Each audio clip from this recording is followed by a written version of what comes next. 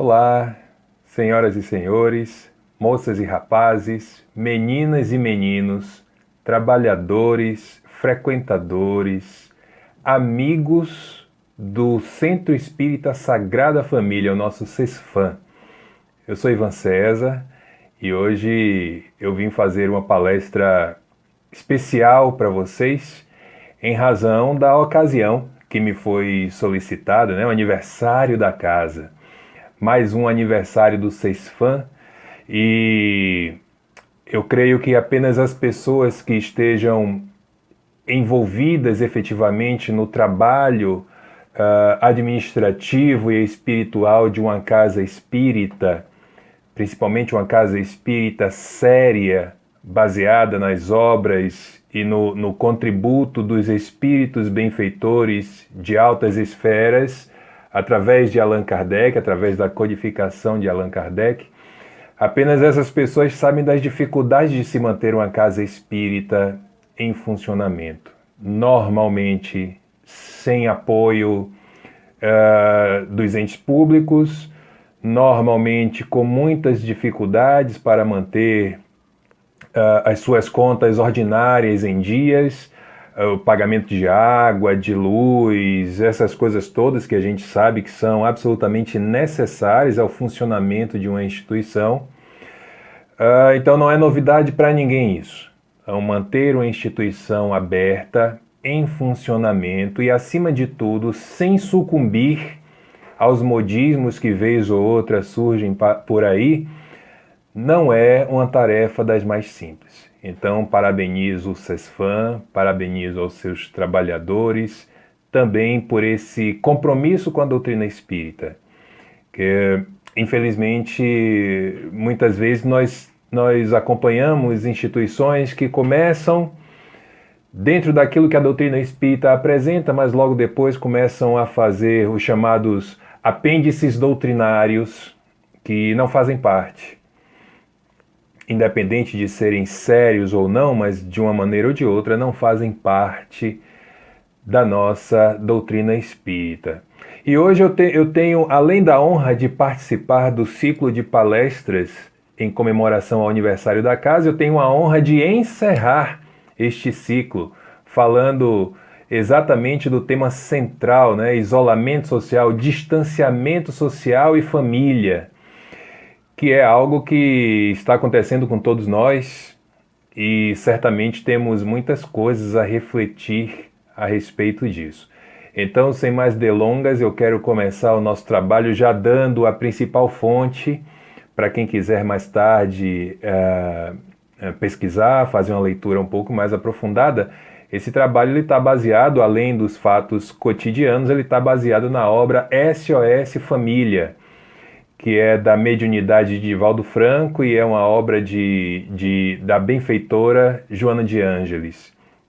Eu sempre tenho dúvida se ela... Aliás, não é de Joana de Ângeles, não. Ela é de autores diversos, é de espíritos diversos, inclusive Joana de Ângeles. Muito bem. Ao longo da história, a nossa ideia de família, primeira célula da sociedade que todos nós estamos inseridos, independente se é a família biológica ou se é a família afetiva, ao longo da história nós fomos sofrendo alterações. Alterações estas determinadas muitas vezes por fatores geográficos, climáticos, fatores sociais, fatores éticos, fatores morais, enfim, fatores diversos que fizeram e continuam fazendo com que a família, ao longo do tempo, ao longo dos séculos, ela vem ali passando por um processo de adaptação ou outro para que possa permanecer com a sua ideia principal de gerar, de fomentar o bem-viver social. Nós todos, de alguma maneira, nós somos egressos daqueles antigos sistemas, eu vou chamar de sistemas conjugais, a poliandria, que é quando uma mulher ela tem vários maridos, e a poligamia, que aí é no caso contrário, é quando um homem ele está na companhia de várias mulheres. Ainda encontramos algumas sociedades que têm legalizada ou legalizadas essas possibilidades. Poliandria é muito mais difícil de ver. Há algumas regiões da África onde se encontra, algumas regiões lá da antiga União Soviética. A poligamia no mundo árabe ainda é muito presente. Na África muçulmana também nós costumamos ver essa ideia da poligamia, mas de maneira geral, no Ocidente, nem uma coisa nem outra. No Ocidente nós passamos para a monogamia. Um homem para uma mulher, um homem para um homem, uma mulher para uma mulher. São as possibilidades da atualidade. Fato é que avançar a monogamia, e aí nós vamos já começar a fazer pequenas pinceladas aqui nas frases que esse livro SOS Família nos traz, não deixa de ser uma dignificação do lar, no sentido de ser um exercício em conjunto. E aí não importa se é uma família homossexual, se é uma família heterossexual, mas com o compromisso primaz de trazer ali a ideia da educação, a ideia dos valores éticos, dos valores morais. Em O Livro dos Espíritos, nós vamos encontrar na questão 701 a seguinte resposta, quando Kardec pergunta aos espíritos a respeito do casamento, quando pergunta a respeito dos sistemas de casamento. Aí os espíritos dizem assim: se a poligamia ela fosse conforme a lei da natureza, e nunca devemos perder de vista que quando os espíritos falam em lei da natureza, eles estão falando em leis de Deus, deveria ter a poligamia a possibilidade de se tornar universal, o que seria materialmente impossível, dada a igualdade, a igualdade mais ou menos numérica entre os sexos. E isso é simples observarmos. Aqui no Brasil, e quem tiver dúvida, vai aí no Google e acessa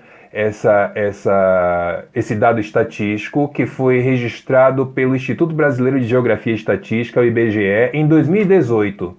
Aqui no Brasil nós somos 1,06 mulher para cada homem. Ou seja, para cada homem, proporcionalmente falando, para cada homem brasileiro existe 1,06 mulher formando ali um par. Eu não conheço ninguém que está junto com 1,06. Eu conheço pessoas que estão juntos, 1 para 1. E imagine que uma dessas pessoas resolvesse casar com 2 mulheres, alguém ia ficar sobrando. Ou uma mulher dessa resolvesse casar com 3 homens, outras 2 mulheres iam ficar sem ninguém. Então ela é materialmente, popularmente impossível de se acontecer. Então a família, por esta razão, ela se torna uma célula máter do nosso organismo social, uma célula mãe do nosso organismo social, onde nós devemos desenvolver, onde nós somos convidados a desenvolver os sentimentos, a inteligência, o espírito desperta para realizações superiores da vida. O espírito tem a possibilidade desse despertar. Eu prefiro sempre colocar como possibilidade porque nós sabemos que nem sempre nós aproveitamos as oportunidades que nos são oferecidas, que nos são concedidas. Então é na família onde os sentimentos se desenvolvem, porque nós, enquanto seres humanos, seres pensantes, dotados de emoções, nós nascemos com emoções básicas. Medo, raiva, tristeza, alegria. E essas emoções, mais tarde, elas darão a possibilidade do surgimento desses sentimentos. Mas como sermos nutridos de bons sentimentos se na nossa família nós encontramos algumas dificuldades? Por exemplo, quantos de nós não conhecemos pessoas no nosso seio familiar, muitas vezes até nós mesmos, que tem inúmeras dificuldades em chegar para o outro e dizer que ama essa outra pessoa.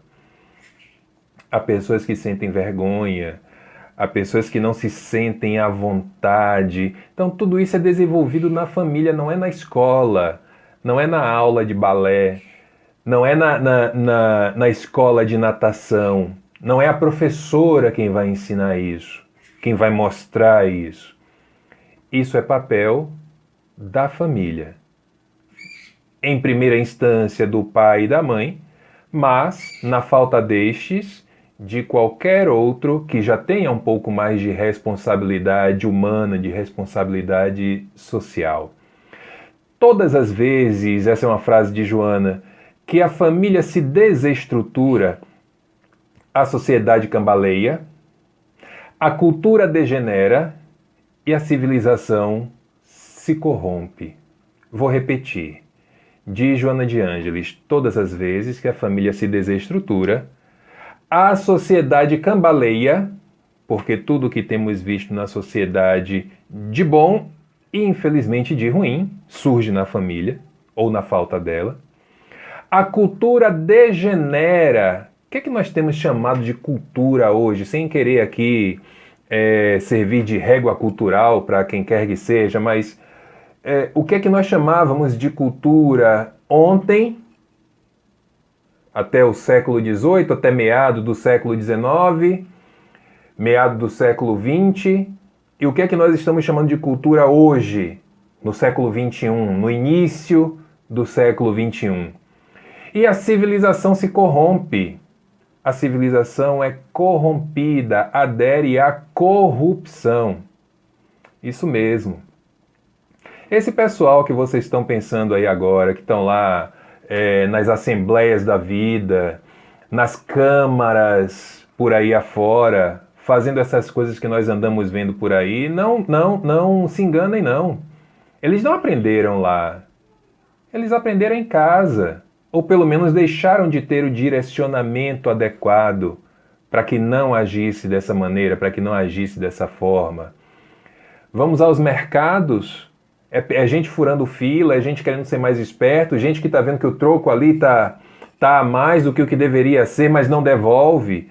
É alguém que, a pessoa que vai andando da frente deixa não percebe que o dinheiro, a cédula que estava no seu bolso caiu no chão e quem vem atrás, ao invés de pegar e entregar, não, ele pega e leva para casa. Tudo isso é família. Tudo isso deveria ser aprendido a se evitar na família. Mas aí o que é que nós fazemos? Deixamos para depois. E esse depois, ele é causado muitas vezes, na maior parte das vezes, por aquilo que nós temos visto também, infelizmente, com muita frequência, a falta de afeto nos lares. Como nós sofremos de carência afetiva. Como nós sofremos da falta de calor humano. Como nós sofremos pelo fato daquele familiar que eu tanto gosto, ele está ali do meu lado, está calado. Mas aí quando sai de perto de mim, aí manda uma mensagem lá no WhatsApp, com um bom dia, boa tarde, boa noite, com aqueles videozinhos motivacionais, com agora está muito na moda o pessoal querer fazer meditação, yoga, essas coisas todas, mas aí quando está na minha presença, mal olha para minha face.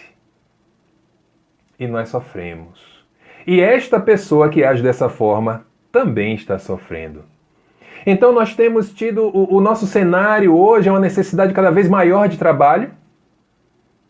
Nós queremos estar o tempo todo ali voltados, focados para o nosso mundo profissional, sob a justificativa de que se eu não conseguir trabalhar, eu não pago as contas, e se eu não pagar as contas, eu não vou ter o que comer, enfim.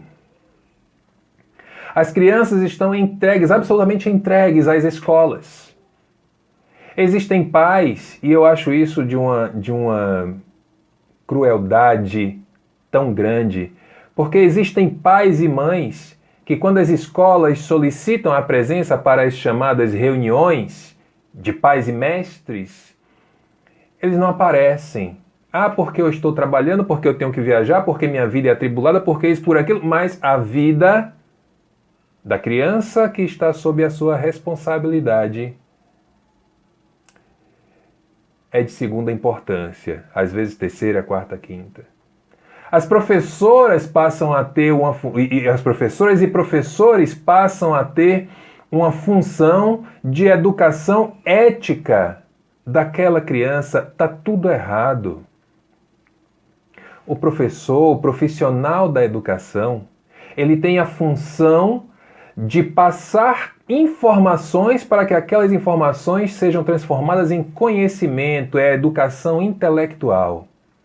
A moral se aprende em casa, ou pelo menos deveria se aprender. E aí essas crianças que passam, às vezes, a manhã na escola, mas quando chega, mas à tarde, ao invés de ir para casa, tem o contraturno. E aí tem lá N atividades. Ah, Ivan, mas eu não tenho com quem deixar. Paciência, é dos nossos dias. Mas e quando você chega em casa no final da tarde, início da noite, a criança já está em casa porque você também não pôde ir buscar na escola, e aí vem de transporte público ou desses transportes pagos? Como é que é o encontro? Como é que é a conversa? Tem olhar, tem abraço, tem palavra? Como é que é? O que acontece? Ou, para aqueles que podem pagar, as crianças estão sendo educadas pelas chamadas babás. Eu sou de uma época que era muito comum mesmo. Não sei como é que está hoje, porque foi algo que eu nunca cogitei para a minha filha, mas acontecia de virem meninas jovens de cidades do interior para Salvador e tentarem ali ganhar algum trocado e tal, e elas logo se colocavam na posição de, se ofereciam como cuidadoras infantis, como babás.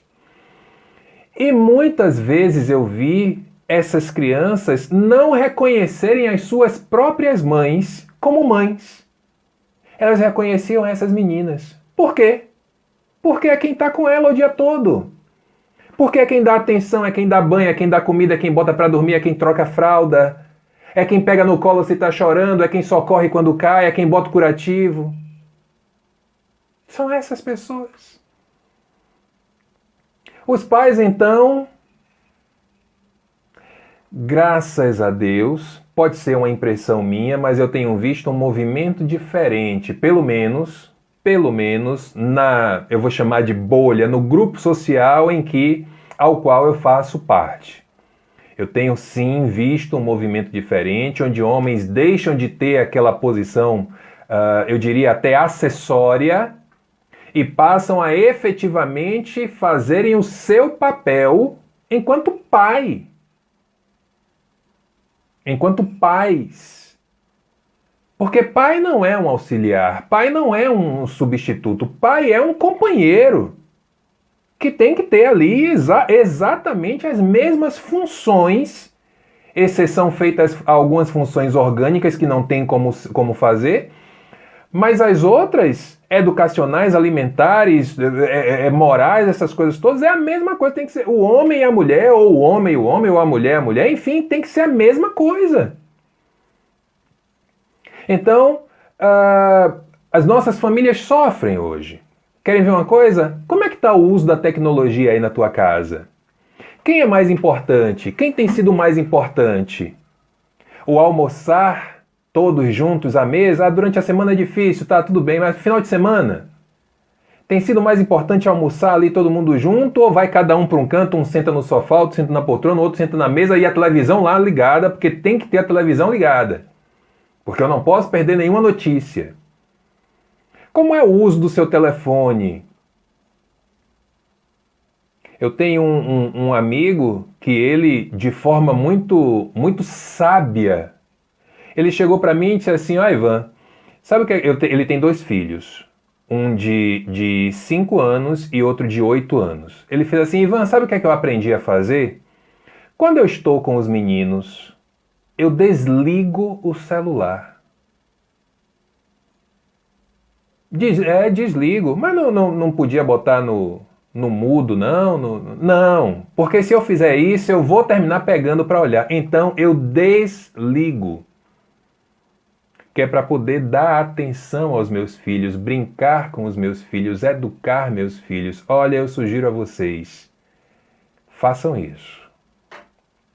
Façam, porque muitas vezes nós achamos que estamos crente que estamos abafando e estamos deixando as crianças ao Deus dará. As redes sociais, então, nem se fala. Nós temos visto aí, gente, olha, eu não sei se ainda existe alguém que pense dessa maneira, mas eu tenho uma notícia para dar a vocês. Sabe essa coisa das redes sociais? As postagens que as pessoas fazem? Gente, tudo mentira, viu? Tudo mentira. Não vou ser tão exigente assim não, mas eu posso dizer a vocês que 99% do que se vê em redes sociais é mentira. A vida real é muito diferente daquilo ali que as pessoas postam, para o lado bom e para o lado ruim. Então, não acreditem no que vem. Em primeira instância, duvidem. Esse é um quadro, infelizmente, atual da nossa família. Mas aí, chega o ano de 2020, esses dias eu estava lembrando que o ano de 2018 já havia sido um ano difícil para alguns de nós, para boa parte de nós, principalmente a partir do segundo semestre. Aí veio 2019, foi um ano tão complicado que, inclusive na internet, começou-se uma brincadeira, né? Cancela 2019, vamos logo para 2020. Aí chega 2020. Começamos lá no início do ano, quem está mais atento às notícias, principalmente da área da saúde, que acontece aí pelo mundo, deve ter começado a ver de forma muito, muito tímida uma notícia ou outra de inicialmente chamavam de gripe, né? Uma gripe que estava surgindo na China, e aí logo depois descobriram o vírus e não era vírus de gripe, era um outro vírus, o tão falado, tão famigerado coronavírus, mas estava na China. A China é um país que tem muitos recursos, médicos, essa coisa toda, só que nós esquecemos um detalhe. Em termos econômicos, hoje a China é o centro do mundo. Então tem gente de todo mundo na China e tem chinês no mundo inteiro. Resumindo a conversa, aqui no Brasil, chega o final de fevereiro, início de março e começamos a nos preocupar com o coronavírus e com a sua doença, a doença que ele traz, a chamada Covid-19. E não há vacina. Não há cura. O contágio é muito fácil, é pelo ar. Você respira, você passa a mão suja contaminada nos olhos, no nariz, na boca, nas mucosas do seu corpo e você já está correndo grave risco de se contaminar. Ou seja, a partir, para nós aqui de Salvador e de maneira geral para a Bahia, a partir do segundo semestre do mês de março que passou, a nossa vida mudou drasticamente. E para alguns, mudou totalmente. Recentemente eu estava fazendo uma análise a respeito desse momento que ainda estamos vivendo. Eu confesso a vocês que mesmo vendo lá o caso da China, eu ainda tive uma esperança de que aqui no Brasil essa confusão ela passasse em um mês e meio, no máximo 2 meses. Começamos em março, estamos no final de agosto. Ou seja, estamos indo para o 6º mês e sem previsão de melhora. Então, nas minhas reflexões, eu olhei para o nosso cenário e pensei assim: esse vírus, ele age como um verdadeiro Deus. Por quê? Porque ele é um ser invisível. Nenhum de nós enxerga, a não ser com os equipamentos especiais. Ele é um ser que nos apresenta repercussões no nosso corpo. É um ser que, além das repercussões no corpo, ele nos afeta em algo que para a maior parte das pessoas é o que há de mais sagrado. Ele nos afeta na nossa fé. Como diz aquele trecho da música, fé na vida, no homem, no que virá ou no que não virá. E ele nos obrigou, esse vírus, esse ser invisível, esse Deus, com D minúsculo, nos obrigou a estarmos dentro de casa, ao menos as pessoas que têm essa possibilidade e que têm algum nível de despertar da consciência, estão procurando ficar dentro de casa, e nos obrigou a nos afastar das pessoas que não façam parte do nosso núcleo imediato. Entramos em parafuso. Uma coisa é certa, esse Deus, principalmente por conta da clausura física, essa coisa de ficar dentro de casa, ele nos tocou num dos pontos mais importantes, que pode, talvez até o ponto mais importante que possa ser tocado no ser humano. Ele nos toca no nosso lado emocional. Porque uma coisa é você ser uma pessoa com características, assim como eu sou, de uma pessoa caseira, uma pessoa que gosta de ficar em casa. Mas a pessoa caseira, ela gosta de ficar em casa porque ela quer ficar em casa. Ou ela prefere ficar em casa. Mas quando nós somos obrigados, aí a coisa muda de figura. Totalmente. Então, o emocional das pessoas, da maior parte das pessoas, ele foi seriamente afetado. E aí a doutrina espírita entra mais uma vez com essa ideia, eu posso fazer aqui uma analogia, posso fazer uma comparação com o termo cunhado por Daniel Goleman, o psicólogo norte-americano, quando ele fala sobre a inteligência emocional. A pandemia é uma prova, tem sido uma grave prova de que todos nós precisamos desenvolver a nossa inteligência emocional. Quem já tinha algum desenvolvimento nessa área, antes das coisas começarem a acontecer, está lidando com a pandemia da maneira X. Quem não tinha, quem não proporcionou a si mesmo nenhuma busca relacionada ao seu mundo emocional, à sua inteligência emocional, a saber lidar com as situações adversas, não vai ser na pandemia que vai conseguir. Então, essa pessoa está reagindo da maneira Y e sofrendo bastante. Em relação à nossa família, às nossas famílias, no ritmo que nós estávamos, esse modelo ele não se sustentaria por muito tempo. Não tinha como. Que modelo é esse? Aquele modelo das pessoas orgulhosas pelo estresse. Porque eu conheço muita gente assim, eu sei que vocês também conhecem. Ô Ivan, você precisa se acalmar. Que me acalmar o quê? Eu sou assim mesmo, eu sou estressado. Pessoas que gostam de ter problemas o tempo todo para poder, sei lá, eu acho até meio que um masoquismo, mas a pessoa que gosta de ter problema para poder resolver o problema e dizer que resolveu. O tal do burnout, o termo em inglês que significa esgotamento físico e psíquico por conta do trabalho.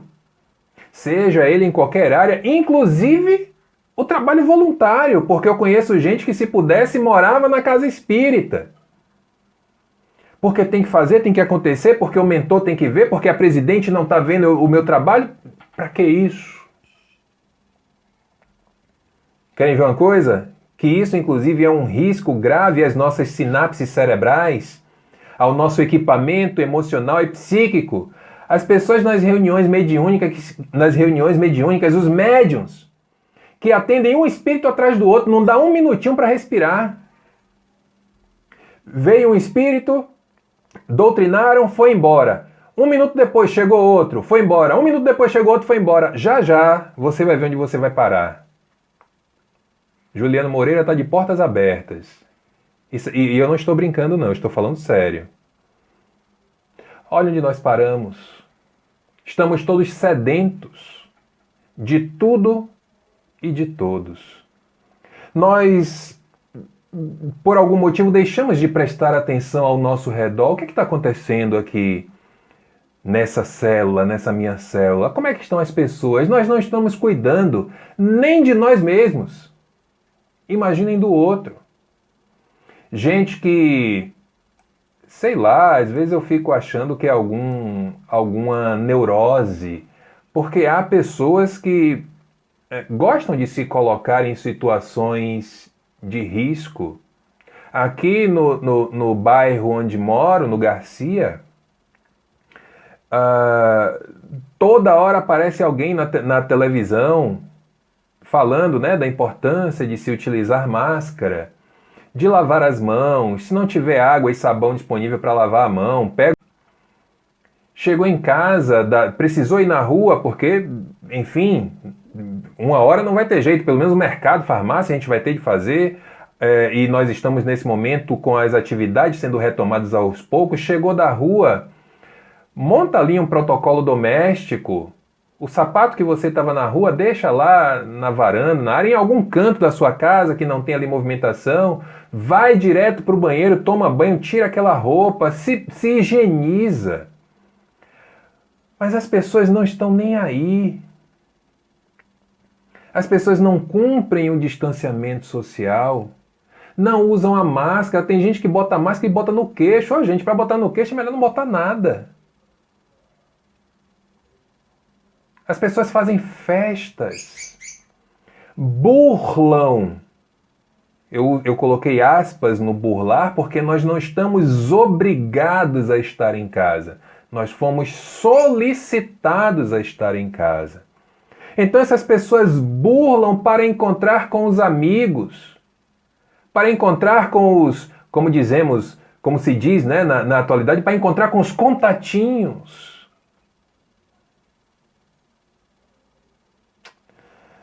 Cada dia que passa, eu dou mais razão à benfeitora Joana de Ângeles, quando em uma das suas obras, que agora me falha a memória, ou em uma dos seus textos, ela nos classifica como ainda uma raça de semi-selvagens.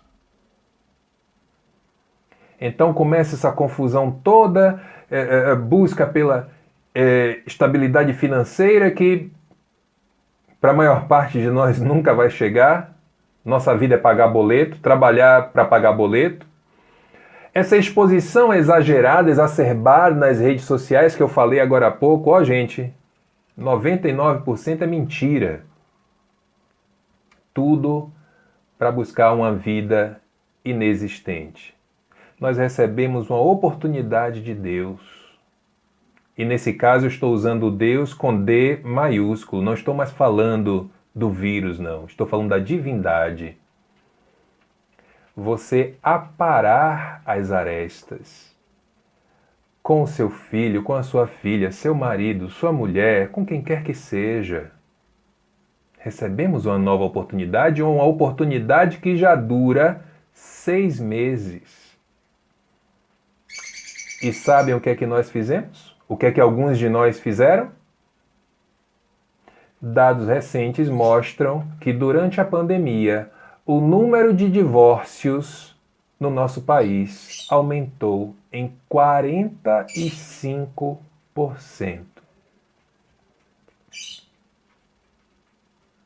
Sabe o que é que significa isso? 2 possibilidades básicas. A primeira delas, nós não desenvolvemos a paciência. Porque estar com alguém, independente das características suas e dessa outra pessoa, é exercício de paciência. Segunda hipótese.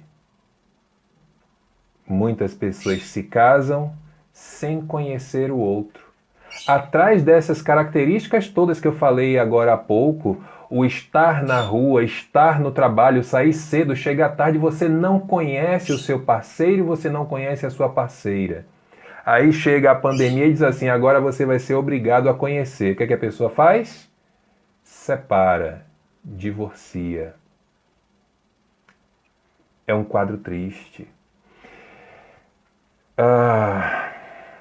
Eu diria que a falta de assertividade, a falta de você falar o que pensa de maneira educada, de maneira a não magoar as pessoas, você falar o que gosta, o que não gosta, o que acha certo, o que acha errado, essa falta de assertividade ela tem um papel muito importante nesse degradar, nessa degradação familiar.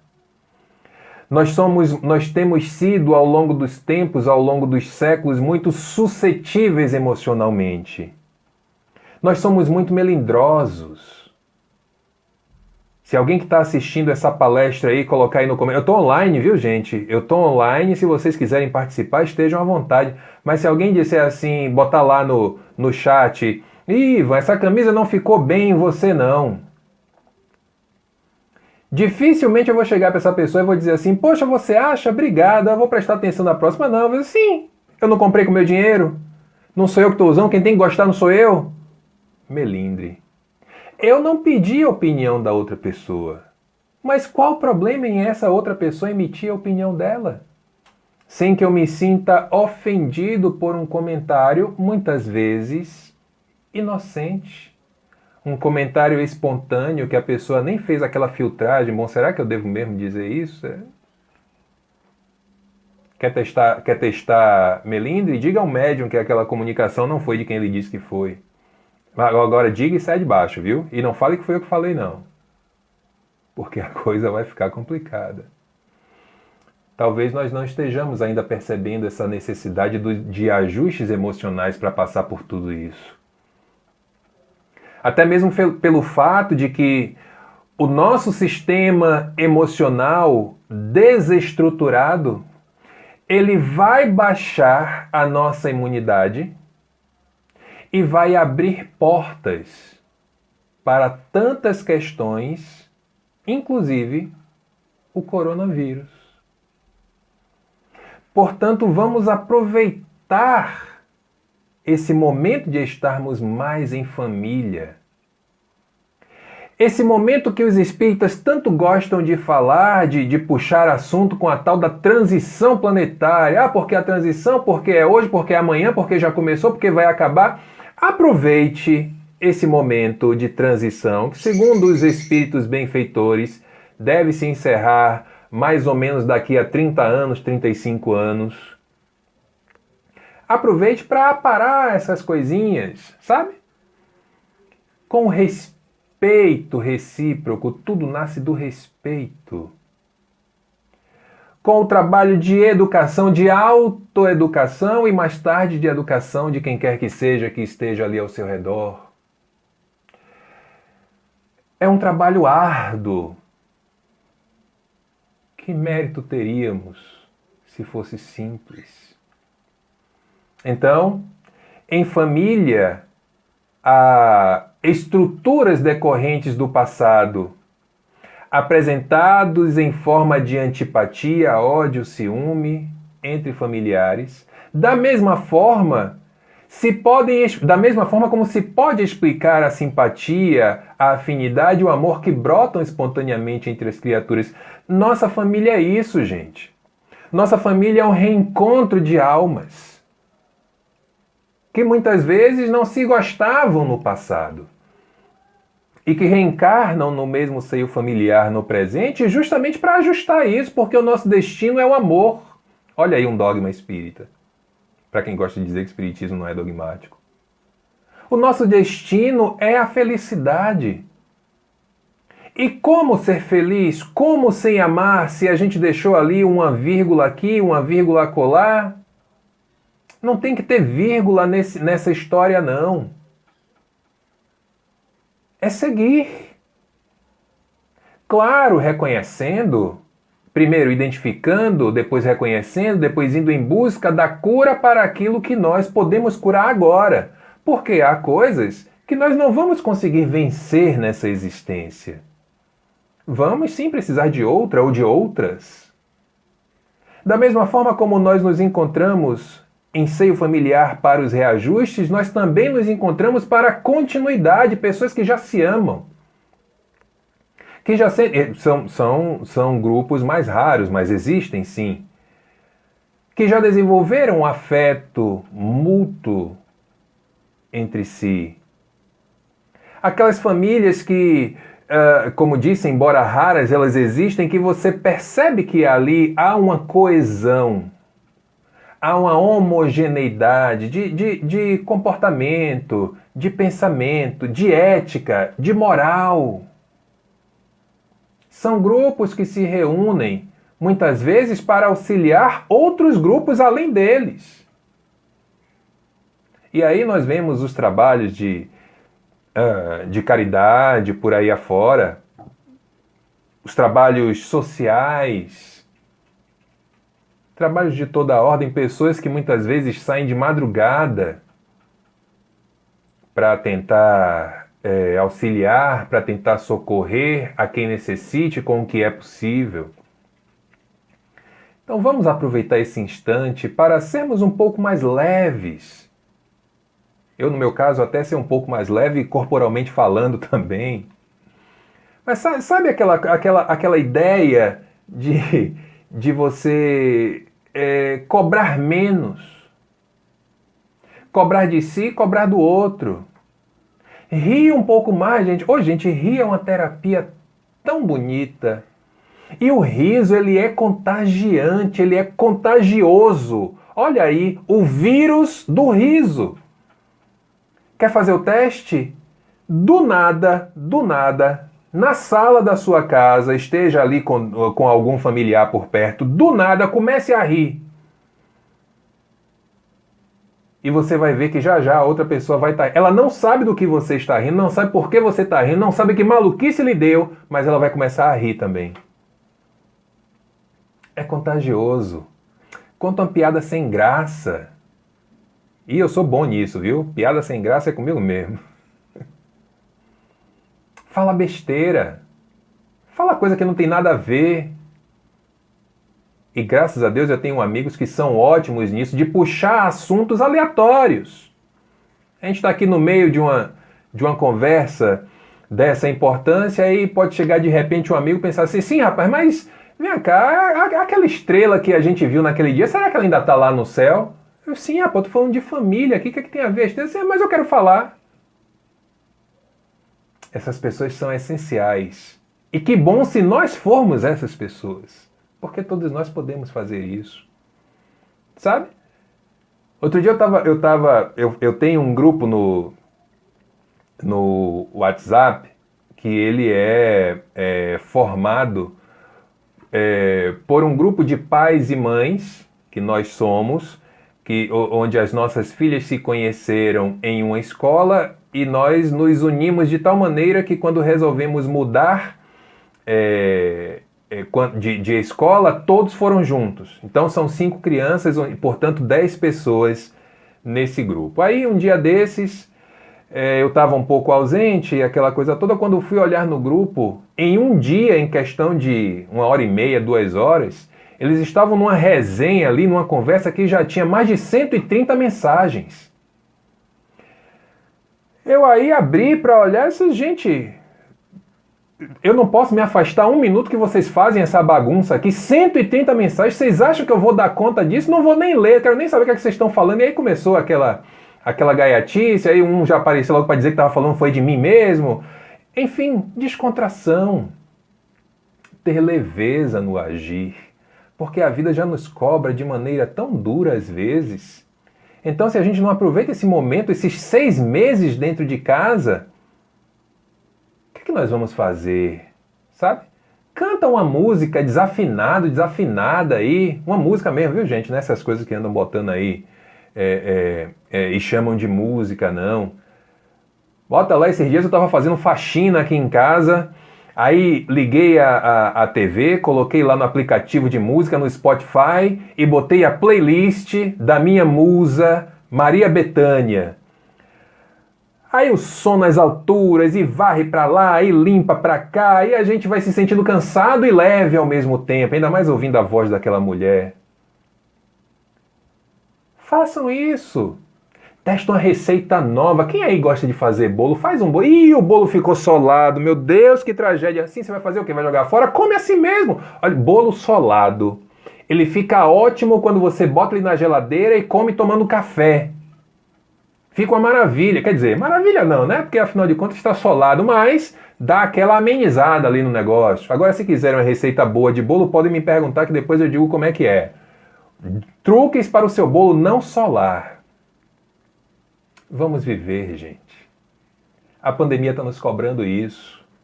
Vamos viver, vamos ressignificar os nossos dias, as nossas relações, a nossa família. Rever, repensar, agir de maneira diferente, identificar pontos que devem ser melhor tratados, coisas que a gente deve abandonar, coisas que a gente deve começar a fazer. Vamos aproveitar. Nós recebemos uma chance de ouro. Embora tenha chegado por vias tortuosas, por vias difíceis, nós estamos nesse instante com mais de 100 mil mortos no Brasil. Mas aqueles que sobreviveram, aqueles que estão sobrevivendo, aproveite, porque eu tenho certeza que dessas pessoas que partiram por conta do coronavírus, eu tenho certeza que tem muitos familiares nesse instante com a consciência pesada, com a consciência de culpa, porque deveria ter aproveitado mais aquele familiar tão querido e não aproveitou. Que não sejamos nós a estarmos nessa situação, nem por um motivo, nem por outro. Então, o meu abraço, os meus agradecimentos a vocês que permaneceram aí docilmente, gentilmente, aos amigos, às amigas do Cesfam, os trabalhadores do Cesfam que me convidaram para mais uma vez estar com vocês, e meus parabéns, feliz aniversário, e congelem minha fatia de bolo que a próxima vez que eu for aí eu vou querer, viu? E vou cobrar. Um beijo, gente. Que Jesus nos abençoe e nos cubra com a sua paz e com a sua misericórdia.